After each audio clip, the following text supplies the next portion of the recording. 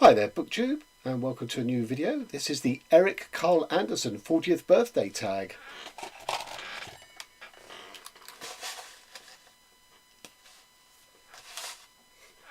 Happy birthday, Eric! You'll see there's nothing actually in here, but I write fiction, so I'm playing with fiction and reality. But anyway, cheers, Eric. Happy birthday to you. Happy 40th. So, if you don't know who Eric Karl Anderson is, what are you doing on Booktube? Eric Karl Anderson is the top dog as far as I'm concerned.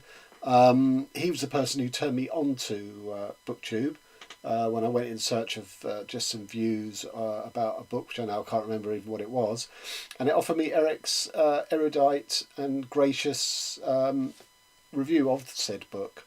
And I didn't know Booktube even existed up to that point, but I watched that video and I watched other ones by Eric, and not only started following him and other booktubers, but converted what I've been doing anyway, which is making reviews of book videos, into my own Booktube channel. So I'm forever grateful to Eric, even though I don't think Eric actually knows that. So this was a tag originated by Shawn The Book Maniac, and what an active genius it is. So props to you, Shawn, because these are great questions.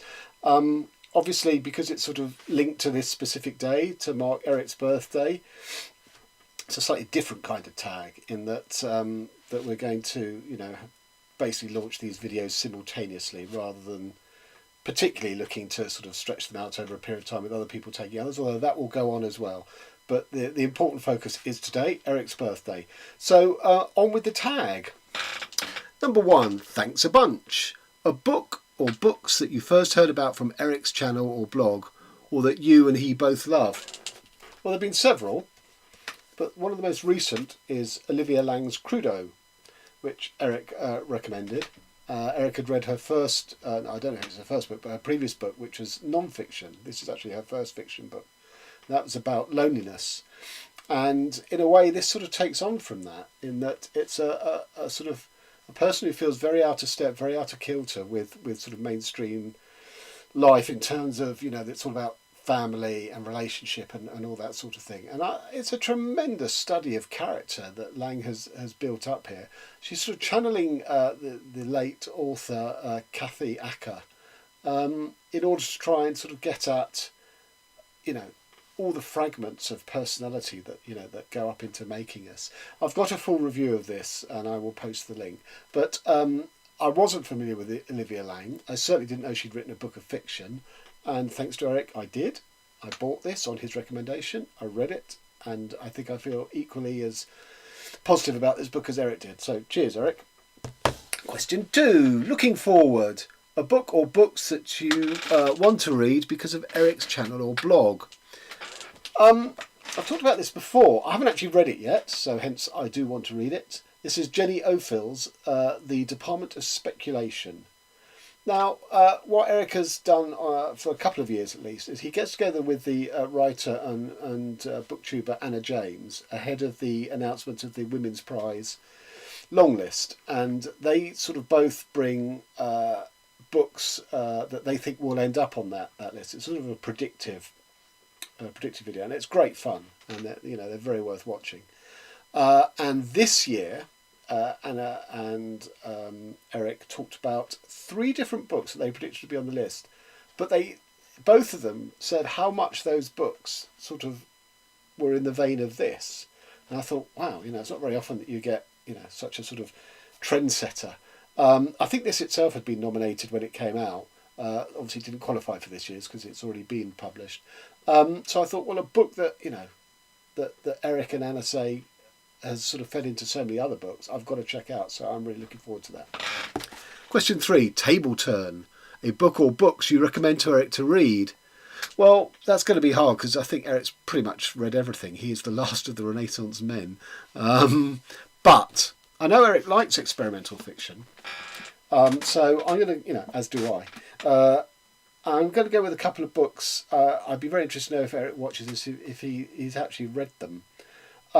They are so out there, so experimental. I always feel very nervous about recommending them to people because people might just come back and say, what the hell is this? And I'd understand why they'd say that. But I think in Eric's case, I'm prepared to take that risk because I know he does like experimental fiction. So the two books are Ben Marcus, The Age of Wire and String, and I'll post the link to my Ben Marcus video, and David Markson trilogy of novels called This Is Not a Novel, Vanishing Point, and The Last Novel. And again, there's part of a video on postmodern fiction that I did. I will post the link to that and the point in the video, because it's 45 minutes long, which I talk specifically about this book. So over to you, Eric. I'd love to know if you'd read either of these books.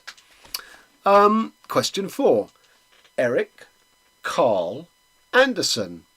A book by an author with 3 names. Okay, well, the weird thing about this was I tried thinking off the top of my head and I couldn't think of any. So I went to my Goodreads page, and then, of course, loads and loads and loads tumbled to me. So, you know, I'm just going to go through the authors.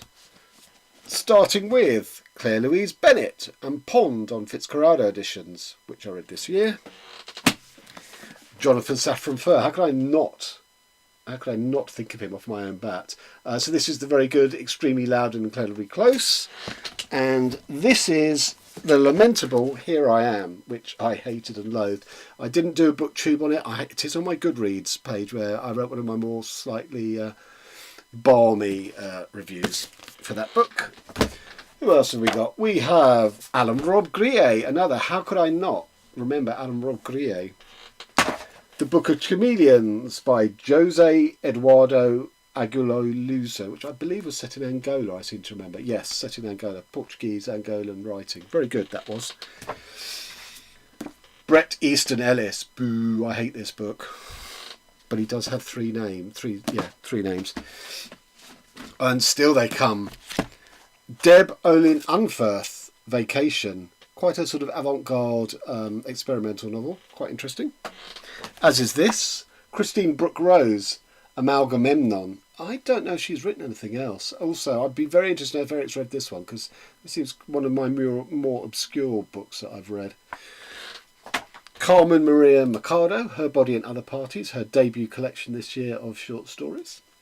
And of course, the daddy of all authors with 3 names, I can't believe I didn't remember this, David Foster Wallace, known as DFW, The Infinite Jest. Question 5. Expatriate Love, a book by and or about an American living in the UK or vice versa.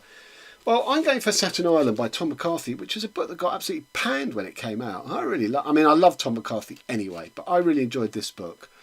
I'd been told by a bookseller that McCarthy had written C, which got Booker shortlisted, didn't win it. And then his next project, which sort of ended up being this, but that McCarthy had sort of got so far into it and then decided it wasn't working and tore it up and started again. And that's why this was produced. And I think that's fed into some of the criticism. They feel this is a bit sort of undercooked and stuff. But I think it's unfair. It's totally a book that would be right up my street, where this guy who advertises corporates on sort of images that are going to resonate with the public in the sort of marketing selling sphere. And he sort of puts together all these very strange combinations of things that have no obvious association. So lots of sort of primitive cultures and, modern art and adverts and everything. So it's about sort of signs, symbols and semiology to some extent.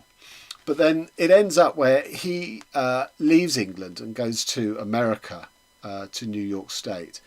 And he goes to this, supposedly in the book, the largest sort of garbage site, sort of garbage processing site in the world, which is called Staten Island. And the point being that all knowledge in the modern world is garbage, effectively, because it's so sort of removed from context and meaning and fragmented. And I will support this book with my dying breath against its critics. Question 6. Meta. A book with a novelist or a writer as a protagonist. Well, I normally steer clear of books about writing and writers in fiction because it just seems to be very self-indulgent. But I make an honourable exception for the David Markson trilogy. So just to, as I say, I do talk about it at length, but just to give you a sort of a brief sort of heads up as to what it is. So all 3 novels employed the same technique, which is Markson's personal collection of snippets where he's done, he's read everyone who's ever written be they fictional writers, be they critics, be they politicians, sportsmen, soldiers, artists, whatever. And in his life, he collected, resonant bits of writing by all these people, and he kept them in sort of shoeboxes, I think. And that's what these books are. It's an arrangement of all these quotes or sayings from other people. But every so often he just inserts a little bit about himself as the writer. And the reason that he does this is slightly different in each one. So the first one, which is called This Is Not a Novel, Martin sort of, or the author character sort of says, all right, I'm too tired. I'm so tired of sort of making up creative characters. I'm going to just do it, through the sayings of others. In Vanishing Point, he's sort of racing against time to organise all of these clippings before he dies. He's very aware of his mortality, and it's a race against time. If he can just get them all in the right order, that is the book. And the last novel, again, is a similar thing, although it's more specifically about his sort of Jewishness and the Holocaust and things like that. And they're works of simplicity and yet genius. So they're sort of off-kilter response to this, because it's a writer not writing about writing, but in doing so, writing about writing. And, I just think this is a fantastic book. Question 7, Lordy Lordy.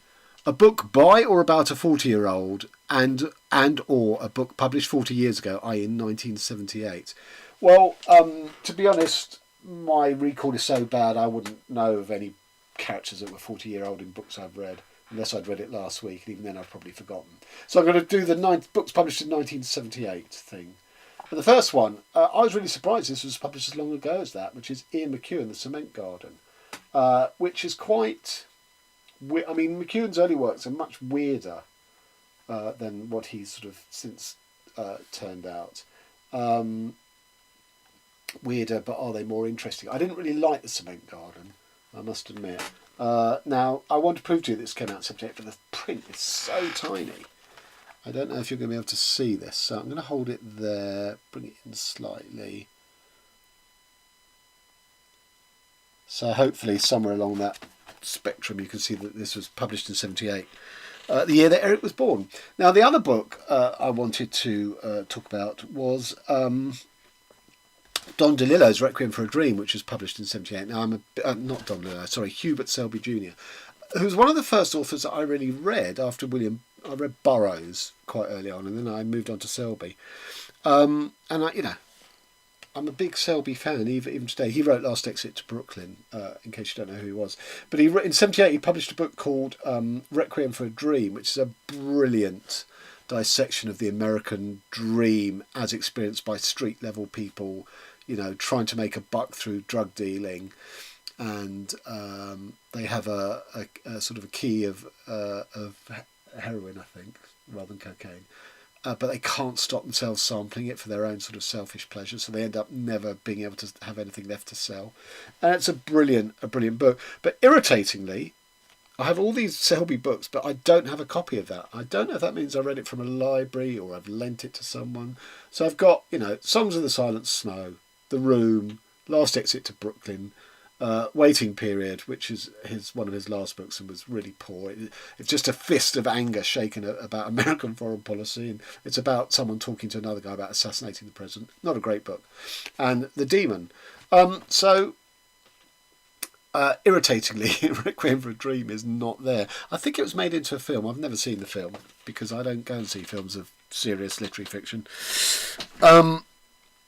Question 8. Handlebar None.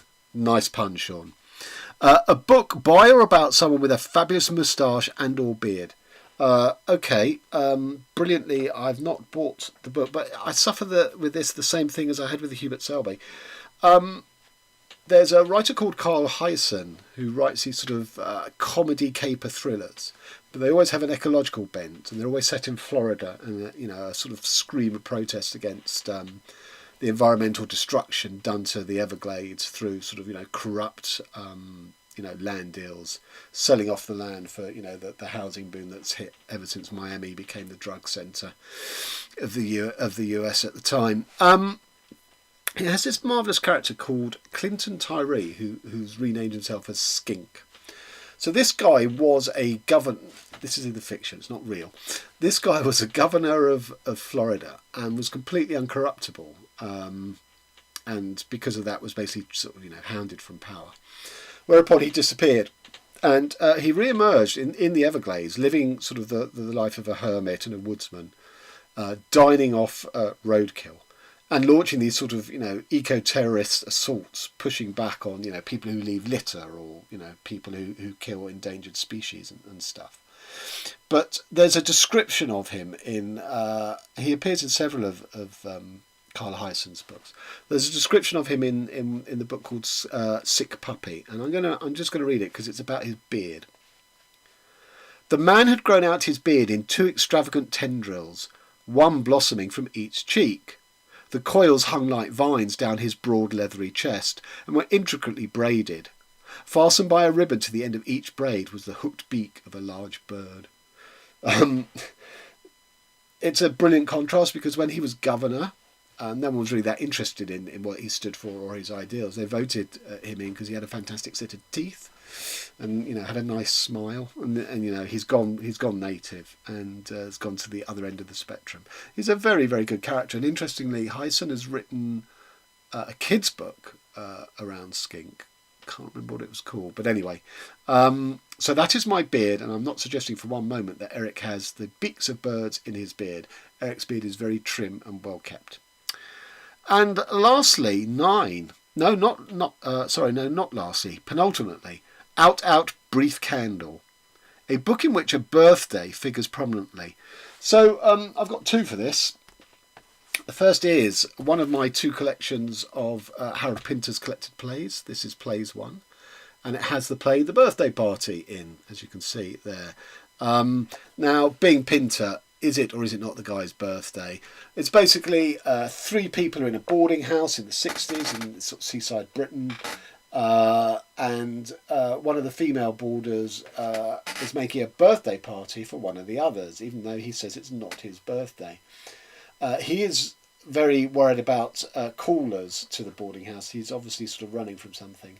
And these 2 guys called McCann and Goldberg turn up and join in the party, and they are sinister, menacing, typical Pinterian, characters, and there's a lot of menace in it, and there's a lot of violence. Of course, it's all done through words and actors, but you can read it without seeing it on stage, and the menace just exudes. So that's what Pinter does so well.